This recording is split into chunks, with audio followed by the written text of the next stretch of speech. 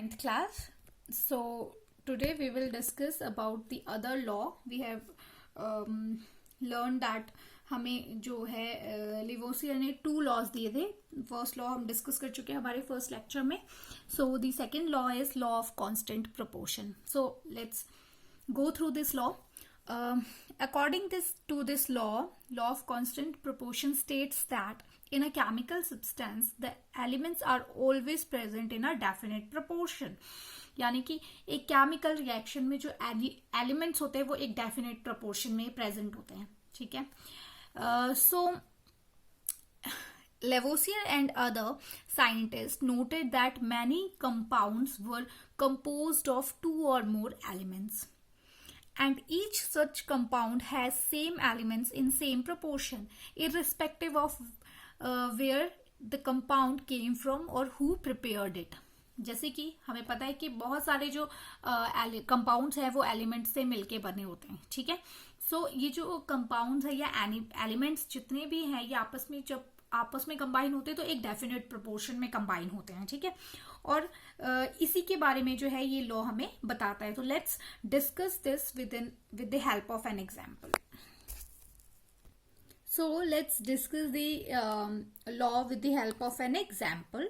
So the example is, if we took the example of water, the ratio of mass of hydrogen to the mass of oxygen is 1:8. You can see that 1:8 is ka. Now what is 1:8 actually means? So if we discuss, then we can see that hydrogen जो है water में, अगर हम hydrogen देखें तो हमारे पास 2 hydrogen जो है वो यूज होते हैं वाटर में. ठीक है. हम 2 हाइड्रोजन जो है वो यूज करते हैं और जो ऑक्सीजन होता है एक होता है. ठीक है. एक ऑक्सीजन और 2 हाइड्रोजन जो है वो हम यूज करते हैं. नाउ अगर हम देखें so the mass of hydrogen, अगर हम मास की बात करें तो हाइड्रोजन का मास होता है 1. ठीक है. 1 होता है. वेयर इज ऑक्सीजन का जो मास होता है दैट इज 16. ठीक है. ये इनका मास यानी भार होता है. सो ये 1 होता है एक हाइड्रोजन का. तो सिंस देयर आर 2 हाइड्रोजन्स तो इनका मास जो हो जाएगा वो 2 हो गया. और सिंस ऑक्सीजन तो एक ही है तो इसका मास क्या रहेगा 16. अगर हम इसका रेशियो निकालें तो 2 1 2 2 8 16, तो इसका रेशियो आ रहा है 1/8. यानी कि अगर हमें पानी बनाना है तो उसमें हमें जो हाइड्रोजन है उसकी जो रेशियो होगा वो 1 रखना है और जो ऑक्सीजन है उसका रेशियो जो है वो 8 रखना है. तब जाके जो है वो पानी बनेगा. अब ये पानी कहीं से भी हो, कहीं से भी कैसा भी पानी हो, चाहे हम तालाब से पानी उठा ले चाहे हम लेक से पानी उठा ले, तो प्रोपोर्शन यही रहेगा. तो यही वो लॉ कहता है कि हम जो कंपोनेंट हैं या फिर जो मटेरियल है, जैसे हमें पता है कि जो कंपाउंड है वो एलिमेंट से मिलके बनते हैं. तो जो एलिमेंट्स हैं जो आपस में ज्वाइन किए हैं और उन्हें कंपाउंड बनाया है उनका रेशियो हमेशा सेम रहता है. वो बदल नहीं जाता कि चलो मैंने पानी बनाया तो उसका रेशियो मैंने कुछ और रख दिया और कहीं और पानी बना तो उसका रेशियो कुछ और होगा. ऐसा नहीं होता. ठीक है. हमेशा जब भी वाटर बनेगा तो उसमें जो वाटर और हाइड्रोजन और ऑक्सीजन की जो रेशियो होगा, मास रेशियो होगा, वो हमेशा 1:8 होगा. सो दिस इज. अब इसको मैं आपको एक सिंपल उससे समझाती हूँ कि अगर मैंने घर पे जो है वो नींबू पानी बनाना है तो ऐसा तो नहीं होगा ना कि मैं नींबू जो है मैं एक नींबू पानी जो है वो नींबू पानी अगर मैं बना रही हूँ तो मैं पानी की कंसंट्रेशन ज्यादा रखूंगी और नींबू जो उसमें डालूंगी वो कम कंसंट्रेशन. यानी अगर हम देखें सो ऑक्सीजन इज दी पानी एंड जो हाइड्रोजन है वो नींबू है. ठीक है. कभी ऐसा नहीं होता कि आप 2 बूंद पानी में एक पूरा नींबू निचोड़ के नींबू पानी बना देते हो. ऐसा नहीं होता. क्यों? क्योंकि फिर वो नींबू पानी नहीं होगा, वो कुछ और बन जाएगा. सिमिलरली अगर हमें पानी बनाना है, वाटर बनाना है, तो उसकी कंसंट्रेशन हमेशा ऐसे रहेगी कि जो हाइड्रोजन का रेशियो होगा वो होगा 1, वेयर इज जो ऑक्सीजन का रेशियो होगा वो 8 होगा. तभी एक अप्रोप्रिएट वाटर जो है वो बन पाएगा. So this is the law that was explained by the Lavoisier.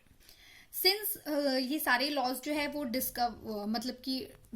Describe होने के बाद डाल्टन, जैसे कि हम जानते हैं डाल्टन ने हमें एटम के बारे में बताया था. उसके बाद क्या हुआ, डाल्टन ने एटम को डिस्क्राइब करने के लिए कुछ एक पोस्टुलेट्स दिए, यानी कुछ एक पॉइंट्स दिए जिसके थ्रू उसने क्या किया, एटम को या फिर उससे रिलेटेड चीजों की या फिर ये जो लॉज हमने पढ़े इनको डिस्क्राइब करने की कोशिश करी.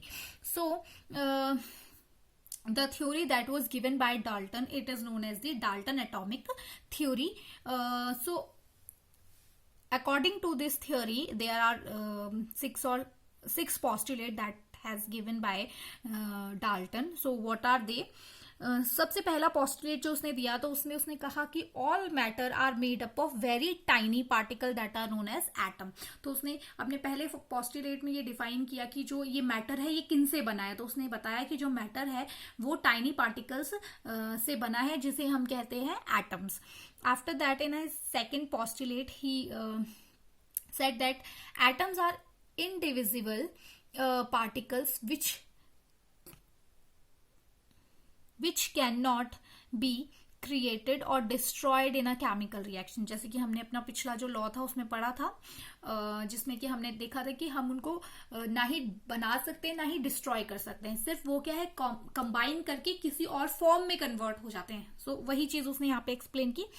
The third postulate is atom of a given element are identical in mass and chemical properties. उसने बोला कि जो given element है, मतलब कि अगर मैं हाइड्रोजन के ही एटम की बात करूं तो उसकी जो प्रॉपर्टीज होगी either they are physical properties और उसकी केमिकल प्रॉपर्टीज वो क्या होंगी, सेम होंगी. तो उसने वही चीज डिफाइन की. उसके बाद उसने बताया कि atom combines in the ratio of small whole numbers to form a compound. यानी कि जो एटम्स है जब वो कंबाइन करेंगे तो वो होल नंबर की फॉर्म में कंबाइन करेंगे, फ्रैक्शंस में कभी कंबाइन नहीं करेंगे. जैसे कि हमने देखा कि 1:8 में कंबाइन कर रहा है, यानी ये होल नंबर्स हैं तो ये इसमें कंबाइन करके जो है एक कंपाउंड जो है वो बनाते हैं. The last postulate was the relative number and kind of atoms are constant in a given compound. यानी कि किसी भी गिवन कंपाउंड में जो कंबाइन हो रहे हैं एलिमेंट, ठीक है, उनकी जो रेशियो होगी वो हमेशा क्या रहेगी, सेम रहेगी, कांस्टेंट रहेगी. ये नहीं कि हम उसको चेंज नहीं कर सकते, कि मैं ऐसे नहीं कर सकती चलो मैं इसको 2:8 में बना लेती हूँ, तो ये चीज नहीं होगी. जो इनकी रेशियो होगी वो सेम रहेगी. हम इनकी क्वांटिटी बढ़ा सकते हैं, क्वांटिटी बढ़ाई जा सकती है, पानी को 1 लीटर 4 लीटर 5 लीटर लिया जा सकता है, बट इनकी जो रेशियो है जिस हिसाब से ये बनाया गया है उसको हम जो है वो चेंज नहीं कर सकते. अपने पहले लेक्चर में मैंने आपको ये चीज नहीं बताई थी तो मैं अभी यहाँ एक्सप्लेन कर देती हूँ कि जो डाल्टन है उनका पूरा नाम जो था वो जॉन डाल्टन था और वो एक ब्रिटिश केमिस्ट थे जिन्होंने इसके बारे में थ्योरीज के बारे में हमें बताया. So this is all about the topic. Now the questions are. So the first question is, what is the law of constant proportion? Explain the law of constant proportion with an example. Who gave the Dalton theory? Thank you.